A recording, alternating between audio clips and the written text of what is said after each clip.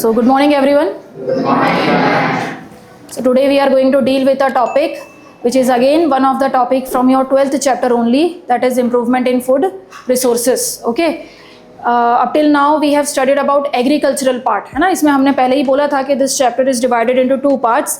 One is the agriculture part and second is the animal husbandry. Okay, so in the up till last lecture we have covered about each and every topic related to the agricultural part, whether it is crop variety improvement, whether it is crop production management, whether it is crop protection management. Okay, also we have studied about storage of grains, how we can store the grains at a proper place, which method we can use so that we can prevent the loss of the grains, okay, as well as prevent the grains from getting spoiled.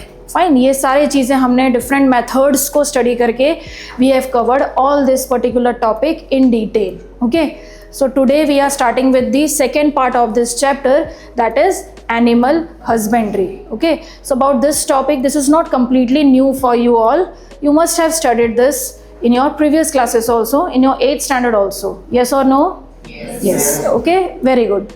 So in this animal husbandry, as the name says, okay, here we are properly, what we are doing, we are managing the animals. Okay, proper management practices we are following in order to get good products, good yield, right, from different animals, है ना.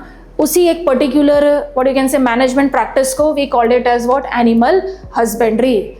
So here we are going to deal with different types, okay, which are included under this topic, that is animal husbandry. But today we are going to deal with cattle farming. Okay, इसमें बहुत सारे आप जो है different types of farming practices or you can say animal husbandry, या इसमें animals को कैसे manage किया जाता है, ठीक है, in order to get the good product from that particular animal source. Okay, जैसे हमने प्लांट सोर्स का देख लिया था एग्रीकल्चरल पार्ट में कि कैसे उसकी वैरायटी को इम्प्रूव करते हो so as to get the good production, high yield, good variety. Okay, how you are protecting the plants, how you are providing the nutrients in the form of manures and fertilisers, right.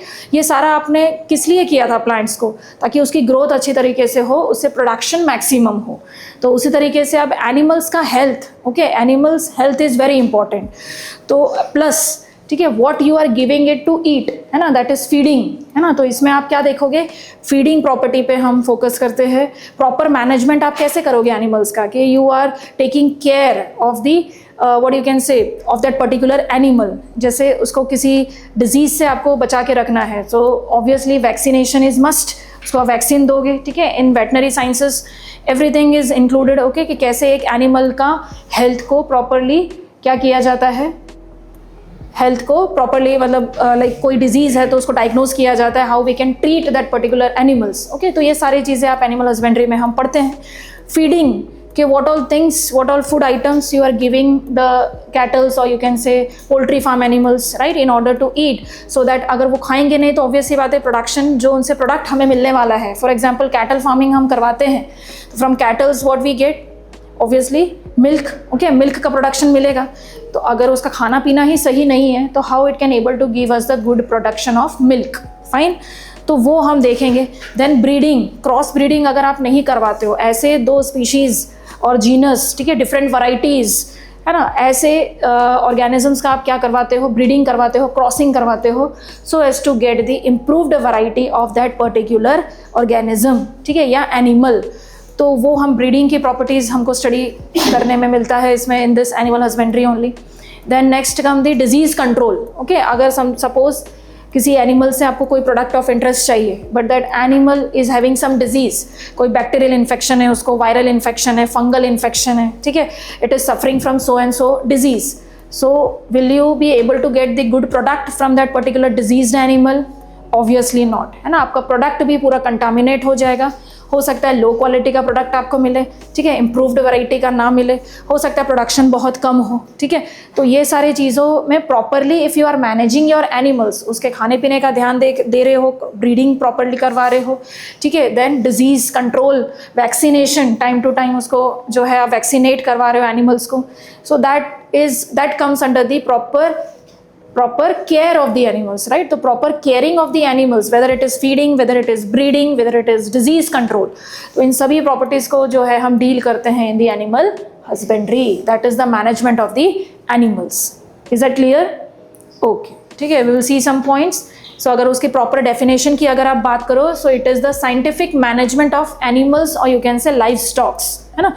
जैसे हम agriculture में हम plants की बात करते हो, कैसे cultivation करवाते हो, प्रोडक्शन कैसे मिल रहा है, तो उसी तरीके से एनिमल्स में we are dealing with the scientific management, है ना? साइंटिफिक मैनेजमेंट बोला है, ब्रीडिंग, फीडिंग, डिजीज कंट्रोल, ये सारे properties as well as shelter, है ना, हाउसिंग, ठीक है, उसको आप कौन से प्लेस पे रख रहे हो, ठीक है, उस प्लेस की कंडीशन क्या है, प्रॉपर वेंटिलेशन है या नहीं है, ठीक है, प्रॉपर क्लीनिंग फैसिलिटी है या नहीं है, हाइजीनिक कंडीशन में है या नहीं है वो आपका एनिमल, तो ये सारे जो फैक्टर्स है it can affect the health of your animal. Okay, सारे फैक्टर्स के हमको डील करना है, उसकी प्रॉपर केयर करनी है, मैनेज करना है, that comes under the animal husbandry. Is it clear?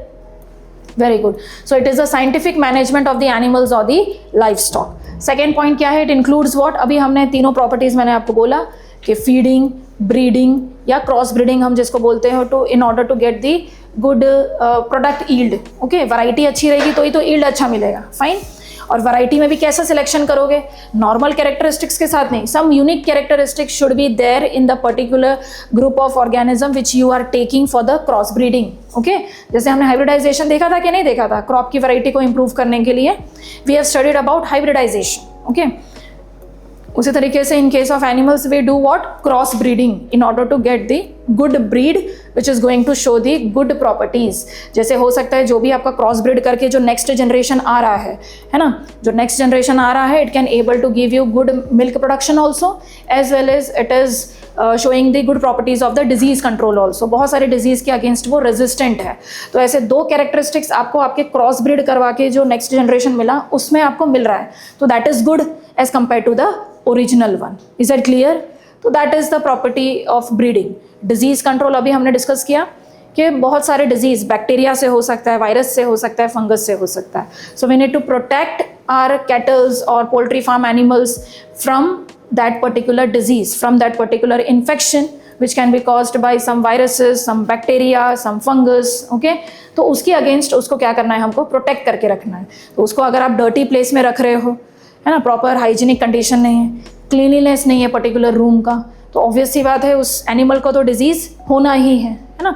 तो उस कंडीशन में आपको अच्छा खासा प्रोडक्ट ऑफ इंटरेस्ट उस पर्टिकुलर ग्रुप ऑफ ऑर्गेनिज्म से नहीं मिलेगा. Okay, so that is why this three properties should be considered while scientifically managing the animals.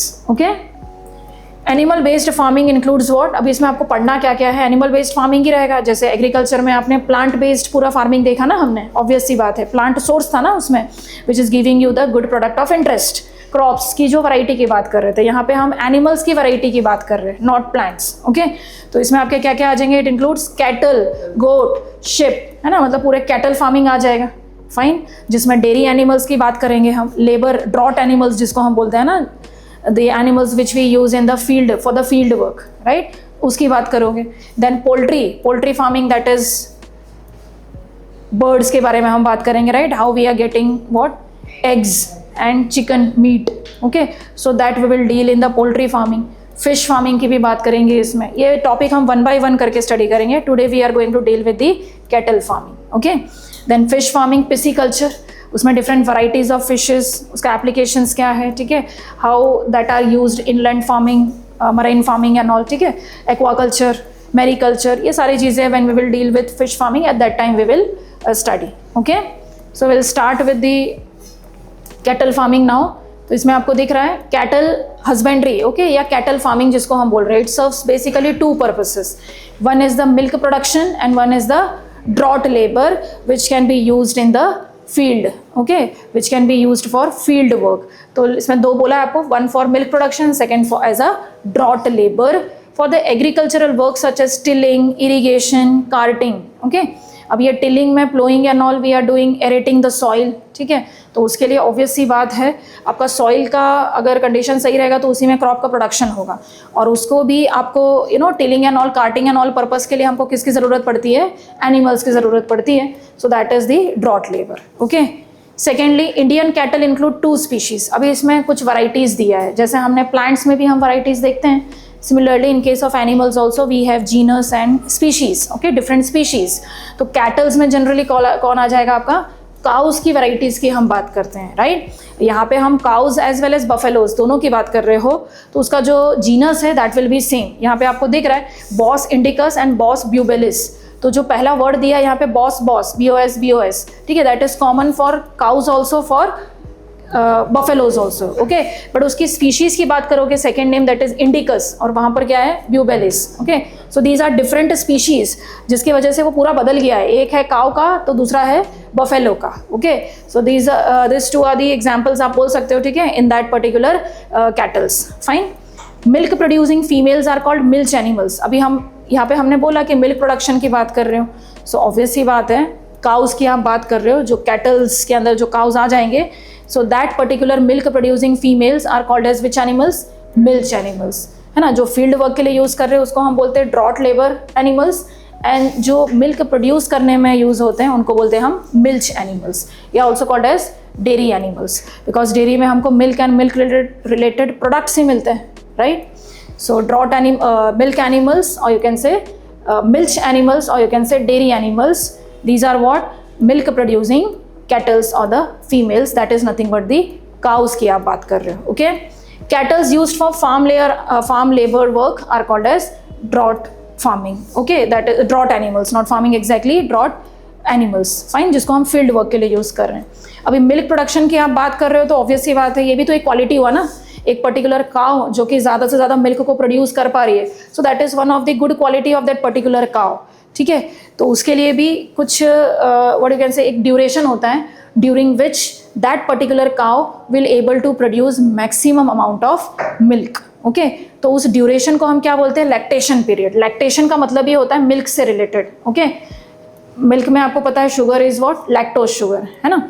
तो वैसे ही लैक्टेशन पीरियड की आप जब आप बात करते हो, so that is nothing but the period after the birth of a calf, है ना. अभी काव है तो उसका जो नेक्स्ट जनरेशन आएगा दैट इज़ काफ ओनली, उसका जो यंग वन है, बेबी जो है, that is nothing but what, calf, है ना. तो वो जो काफ का जो बर्थ होगा उस टाइम पर ऑब्वियस सी बात है हमको तो मिल्क की ज़रूरत है, एज अ एनिमल प्रोडक्ट हम milk we are using, right. In the similar manner वो जो काफ है उसको भी तो for survival that calf also required what, milk, ठीक है. तो वो जो लैक्टेशन पीरियड रहता है दैट शुड बी इंक्रीज्ड, ठीक है, in that particular cow, so as to get the maximum production of milk. तो उसके काउ को भी वो अवेलेबल, काफ को भी सॉरी अवेलेबल रहेगा, and we are also getting the milk, okay. So देखो milk production can be increased by increasing the lactation period of that particular cow. तो ये ब्रीडिंग की जो टेक्निक्स होती है, ठीक है, in that when that cow is able to give the birth to a calf, तो उसके बाद का जो पीरियड होता है, in case of humans also we know, है ना, कि when the baby is born तो ऑब्वियसली उसको फीडिंग के लिए mother's breast milk is important, yes और नो, ठीक है. In the similar manner cow से जो मतलब नेक्स्ट जो उसका जनरेशन दैट इज काफ, है ना, जो वो बॉर्न हो रहा है, तो ऑब्वियसली बात है उस काफ को किसका रिक्वायरमेंट रहेगा, मिल्क का, ठीक है. So the period after the birth of a calf is known as what, lactation period. तो वो लैक्टेशन पीरियड हो सकता है किसी काउ का कम है, किसी काउ का ज़्यादा है, बट अगर हमें मैक्सिमम प्रोडक्शन चाहिए मिल्क का तो we need to increase the lactation period of that particular cow. Is that clear, ठीक है. नेक्स्ट अब कुछ जैसे हमने ब्रीडिंग का एक जो है फैक्टर देखा था, right, in order to get the good variety of the what, animals only, है ना, कैटल्स ओनली. तो इसमें अभी कुछ स्पीशीज ब्रीड्स के नेम्स आपको पता होना चाहिए. Some are local breeds and some are exotic, या जिसको हम फॉरेन ब्रीड्स बोलते हैं, ओके. तो वो कुछ एग्जांपल्स हैं एक्सोटिक या foreign breeds, for example Jersey, Brown Swiss, okay. ये कुछ वैरायटीज़ है काउस के ही, जो कि किसके लिए सिलेक्ट किया जाता है, for the long lactation period. मतलब ये जब बर्थ दे देते हैं काफ को, तो उस टाइम पर जो इनका लैक्टेशन पीरियड है वो काफ़ी लंबा होता है, काफ़ी ज़्यादा होता है, तो इसको हम सिलेक्ट कर सकते हैं, ठीक है. सेकेंडली लोकल ब्रीड्स जो है, for example red Sindhi and Sahiwal, ठीक है. This are the varieties of again cows only which are the local breeds, okay, examples of local breeds. तो इनके पास भी कुछ प्रॉपर्टी है, that is they are showing excellent disease resistant property. मतलब बहुत सारे डिजीज़ के अगेंस्ट ये क्या है, रेजिस्टेंट है इनकी बॉडी, मतलब इनको जल्दी से कोई इन्फेक्शन कैच नहीं करेगा. Okay, so that type of variety is also chosen. तो ये दोनों वैरायटीज़ को हम चूज़ कर रहे हैं, क्रॉस ब्रीडिंग करवा रहे हो, तो वी आर मेकिंग श्योर कि जो नेक्स्ट जनरेशन आने वाला है obviously it will able to show both the properties. दोनों प्रॉपर्टी शो करेगा कि नहीं करेगा, ठीक है. One property of that is long lactation period भी होगा उसके पास, एंड सेकेंडली वो डिजीज रेजिस्टेंट भी ज़्यादा से ज़्यादा होगा. Is that clear? तो ये हम कैसे प्रोड्यूस कर सकते हैं, by the method of cross breeding. Okay, जिसमें हम लोकल ब्रीड्स का भी यूज़ कर रहे हैं एंड एक्सॉटिक या फॉरेन ब्रीड्स को भी यूज़ किया जा रहा है. Is that clear? You need to remember this examples के कौन से एक्सॉटिक ब्रीड्स है, कौन से लोकल ब्रीड्स है, ठीक है, उनकी प्रॉपर्टीज़ क्या है, उनको क्यों ऐसा सिलेक्ट किया जा रहा है, how you can improve the cattle breeds. Okay, तो ये सारा जो है आप you can write it as your answer. Okay, next, the two can be cross breed to get the animals with both the desired quality. इसमें पहली desired quality है long lactation period, and second desired quality is what is the second desired quality? Disease resistant property. Okay, excellent disease resistant property. ये दोनों भी उसके क्या है, कुछ ऐसे इंपॉर्टेंट या डिजायर्ड क्वालिटीज है which can be taken into consideration and which can be cross bred to get the both the properties. Okay, that is long lactation period also and disease resistant property also. Okay, excellent disease resistant property also. अब thirdly अगर आप cleaning की बात करते हो तो obviously हमने अभी बोला मैंने आपको कि उसको अगर डर्टी प्लेस में रख दोगे, उसकी बॉडी हाइजीनिक नहीं है, ठीक है, मतलब you can say good sanitation practices and all are not taken care of. Okay, तो क्या हो सकता है उस चीज़ में, ऑब्वियसली उसको डिजीज़ हो सकता है, ठीक है. So proper cleaning is must. So proper cleaning and shelter are essential for human farming. जैसे हम बोलते हैं ना भाईचारा कैसे बोलते हैं हम, ठीक है, ह्यूमन मैन काइंड, है ना, कि उसी तरीके से एनिमल्स को भी हार्म नहीं होना चाहिए, ठीक है. हम तो हमारे पर्पज़ के लिए यूज़ कर रहे हैं, एक तरीके से हम इसको हमारे पर्पज़ के लिए ही तो यूज़ कर रहे हैं, बट ऑब्वियसली ऐसा भी इतना ज़्यादा भी उनको ओवर यूज़ या यू कैन से ओवर ब्रीड बहुत सारे प्रॉपर्टीज़ के लिए या बहुत सारे प्रोडक्ट्स के लिए इतना भी नहीं करना चाहिए कि it can harm that particular animals. Okay, अगर साइंटिफिक मैनेजमेंट आप यूज़ कर रहे हो तो यू शुड एंश्योर कि आपके एनिमल्स को हार्म नहीं होना चाहिए as such. Okay, then it is considered to be the human farming. Otherwise obviously हम उसको destroy करके अगर हमारे greed के लिए in order to satisfy the human needs, हम किस लिए ये सब करवा रहे हैं, in order to satisfy the needs of the growing population, है ना. Our population is increasing day by day, तो उसमें क्या होगा, our needs are also increasing day by day. तो उसमें खाली plant source पे सब dependent है क्या, many of the humans are also dependent on animal products also, ठीक है. तो plants as well as animal products दोनों ही जो है रिक्वायर्ड है in order to satisfy the needs of the growing population. But अगर हमको देखना है इसका बहुत ज़्यादा आप अगर गलत यूज़ करते हैं तो ऑब्वियस सी बात है it can destroy this animals also, and ultimately इनका डिस्ट्रक्शन हुआ तो हमारा भी डिस्ट्रक्शन दूर नहीं रहेगा फिर. Okay, so we should follow the human farming.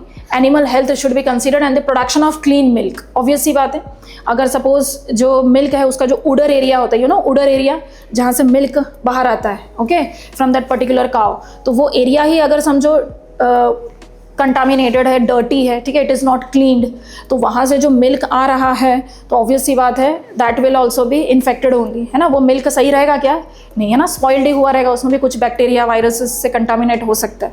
तो वी शुड एंश्योर कि proper cleaning of that particular animal should be done before taking out of the milk from that particular cow. Is that clear? ठीक है, तो proper उसका जो है cleaning is must. Animals need regular brushing to remove the dirt and loose hair. Obvious सी बात है, dirty रहेगा तो ऑब्वियस सी बात है सारा डिजीज़ वगैरह उसको होने के चांसेस ज़्यादा रहेंगे. तो it should be clean from time to time. They should be sheltered in well ventilated roof sheds, है ना. अभी हमें भी ऐसे कमरे में अगर बंद कर दिया जाए without any ventilation, proper ventilation नहीं है तो सफोकेशन होगा, right. In the similar manner animals also need what, ventilation, है ना. प्रॉपर जहाँ पे भी उसको एक जो तबेला हम बोलते हैं that is cow shed, okay, that should B proper. Floor should B cleaned properly, ठीक है, रूफ होना चाहिए, है ना. तो जो शेल्टर जहाँ पे उसको आप रख रहे हो that should be clean, okay, before keeping those cattles inside that particular cow shed. Okay, then it should be ventilated roof sheds to protect from rain, heat, cold. अभी हमें भी ठंडी, गर्मी, बारिश ये सब होता है तो we have what, home or houses in order to live. घर में ही रहते हैं ना हम, ठीक है. अब एनिमल्स को भी आप स्ट्रीट में ऐसे ही छोड़ दोगे या ऐसे ही रहने दोगे तो क्या होगा, डिजीज़ वगैरह उनको होने के चांसेस हैं. हीट से अफेक्ट हो सकता है, कोल्ड से अफेक्ट हो सकता है, राइट. ये सारी चीज़ों, देन रेन से बहुत ज़्यादा रेनी कंडीशन में भी अगर उनको बाहर ही ऐसा छोड़ दिया है तो ऑब्वियस सी बात है इन्फेक्शन के चांसेस उनको ज़्यादा हो जाएगा. So that is why proper ventilated room is must in order to keep this particular animals और दी कैटल्स. ओके, यहाँ पे हम कैटल्स की बात कर रहे हैं, आप चाहे जो भी एनिमल्स की बात करो उसको प्रॉपर केयर तो ज़रूरी है. Okay, here we are talking about cattle farming. Okay, floor should be sloped for dryness and easy cleaning. अभी जैसे होता है ना जो फ्लोर है, ठीक है, it should be somewhat sloppy, ताकि अगर पानी बहुत ज़्यादा वहाँ पे इकट्ठा ना हो जाए. पानी बहुत ज़्यादा इकट्ठा हो गया तो भी उसको प्रॉब्लम ही है उस एनिमल को.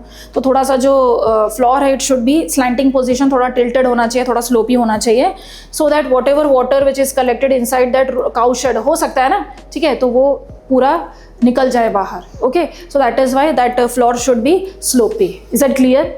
ठीक है, तो ये सारे जो भी आप देख रहे हो फैक्टर्स वो आपको मेंटेन करना पड़ेगा in order to take proper care of your cattles. Okay, then food requirements की if we talk about. Okay, food requirements, अब ऑब्वियस सी बात है हमने उसकी क्लीनिंग प्रॉपर्टीज देखी, हमने उसका और क्या देखा, हमने कैटल्स के बारे में, उसके ब्रीडिंग के लिए देखा हमने कौन कौन से कैरेक्टरिस्टिक्स जो है उसमें मस्ट होना चाहिए, लॉन्ग लैक्टेशन पीरियड होना चाहिए, डिजीज रेजिस्टेंट प्रॉपर्टी होनी चाहिए, है ना, ये सब देखा. अब खाने पीने का भी देखना पड़ेगा, तो फीडिंग, ठीक है, how what all things we are providing it as a feed. Okay, जो फॉडर बोलते हैं ना एनिमल का चारा, okay, that is nothing but the fodder, that is food for the animals. तो उसमें 2 टाइप्स के हो जाएंगे आपके. Food requirements of dairy animals are of 2 types. पहला है आपका maintenance requirement, in the that is the food in order to support the healthy life of a animal. Okay, secondly milk producing requirement, है ना. अभी long lactation period तो आप बोल रहे हो, बट उसको उस टाइप का डाइट आप फूड ही प्रोवाइड नहीं कर रहे हो, तो will that particular cow will able to give you good production of milk?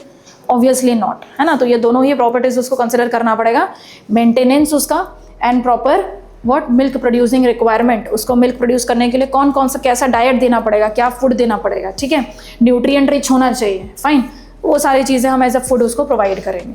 इसमें अगेन एनिमल फीड जो खाना है, फॉडर है एनिमल्स का, उसमें 2 टाइप्स हैं. एक roughage which is containing maximum amount of fibre, है ना. हमें पता है हमारे फूड आइटम में भी क्या होना चाहिए, carbohydrate, proteins, fats, vitamins, minerals होना चाहिए ना, ये सब, right, in order to get the energy. तो वैसे ही जो एनिमल्स के लिए आप फीड दे रहे हो या फूड दे रहे हो या फॉडर दे रहे हो, it should B of 2 types. एक रफेज जिसमें मैक्सिमम कॉन्सेंट्रेशन मतलब मैक्सिमम अमाउंट किसका रहेगा, फाइबर का, एंड दूसरा जो है कॉन्सेंट्रेट जिसमें फाइबर कम रहेगा बट अदर देन फाइबर जो दूसरे न्यूट्रिएंट्स है वो ज़्यादा अमाउंट में प्रेजेंट रहेगा, right, which is containing high levels of protein या कुछ अदर विटामिन मिनरल्स वगैरह है, तो उसका अमाउंट थोड़ा ज़्यादा रहेगा.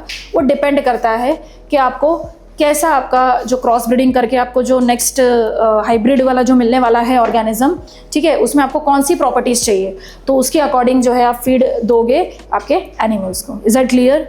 ठीक है, तो ये आ जाएगा आपके फीडिंग वाले प्रॉपर्टीज़ में.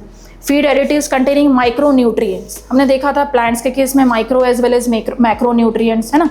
तो वैसे एनिमल्स का देखोगे, feed additives containing micro nutrients can promote the health as well as milk output of the dairy animals, है ना. Proper health, proper milk output, मतलब जो लैक्टेशन पीरियड आप इंक्रीज कर रहे हो तो उसको खाना वैसा प्रोवाइड करो, तब जाकर उसका लैक्टेशन पीरियड थोड़ा सा ज़्यादा होगा and it can able to produce good amount of milk. Okay, good quality also as well as quantity also, दोनों चीज़ें मैटर करता है कि नहीं, यस और no, quality also as well as quantity also, fine. Last जो है आपका disease control. Okay, in case of cattle farmings हमने ब्रीडिंग का प्रॉपर्टी देखा, हमने क्लीनिंग देखा, हमने फीडिंग भी देख लिया, राइट, क्या आप उसको जो है प्रोवाइड कर सकते हो. Last is what, disease control.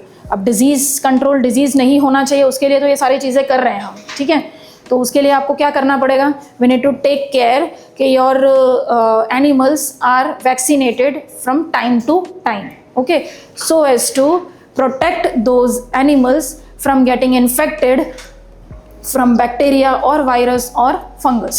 Okay, तो देखो cattle suffer from various diseases which can reduce the milk production, है ना. हो सकता है ना अगर इन्फेक्शन हो गया और उडर एरिया में बहुत ज़्यादा डर्ट है या फिर कंटामिनेशन है, बैक्टीरिया है, वायरस है, कोई फंगस की ग्रोथ हो गई है, ठीक है, तो ऑब्वियस सी बात है जो आपका मिल्क आने वाला है उसकी क्वालिटी भी कम हो जाएगी, राइट. हो सकता है प्रोडक्शन भी काफ़ी कम हो जाए अगर इंटरनल कोई पैरासाइट ने उसको हार्म कर दिया है तो. ओके, सो कैटल पैरासाइट्स, अभी जो हमने डिस्कस किया पैरासाइट्स, कुछ हो सकते हैं पैरासाइट्स जो एनिमल के बॉडी के ऊपर रह के डिजीज कॉज कर दे, कुछ हो सकते हैं पैरासाइट्स विच आर इंटरनल, है ना, which can harm the internal like intestines and all of that cattle या फिर काउ। तो देखो external parasites can leave on the skin and it can cause what, skin diseases, surface area पे रहेंगे, उसके body के ऊपर रह सकते हैं और डिजीज कॉज कर सकते हैं। And some are internal parasites, for example worms, है ना, वर्म्स हो सकते हैं which can infect the intestine and all of that particular animal. So worms affect stomach, intestine, liver, flukes जो होते हैं, ठीक है, it can damage the liver also of that particular animal. Then हमारे पास उसका ऑप्शन क्या है, vaccination. Okay, so proper vaccination can protect the farm animals from getting infected from major viruses or you can say bacteria. ठीक है, तो इसके against जो है हमको क्या करना पड़ेगा, प्रॉपरली उसको एनिमल्स को वैक्सीनेट करना पड़ेगा। वेटनरी साइंसेस में जो वेट्स होते हैं, वेटनेरियन, ठीक है, who are considered to be the animal doctors, हमारे होते हैं ना doctors, right, allopathic medicine and all हमें देते हैं MBBS डॉक्टर्स। तो उसी तरीके से एनिमल के हेल्थ को जो है डायग्नोज करते हैं, टाइम टू टाइम वैक्सीनेट करते हैं उनको, ठीक है, उनका पूरा मैनेजमेंट करते हैं। सो उनके भी डॉक्टर्स होते हैं specialized, they are called as veterinarian doctors. Okay, vets होते हैं जो कि प्रॉपर इनका हेल्थ केयर जो है मैनेजमेंट करते हैं एनिमल्स का। Okay, so with this we have completed this topic that is cattle farming. Fine, in the next period, next lecture we will study about some other farming practices, that is poultry farming and etc type of animal husbandry में जो आने वाले हैं types, that we will study. Okay, thank you.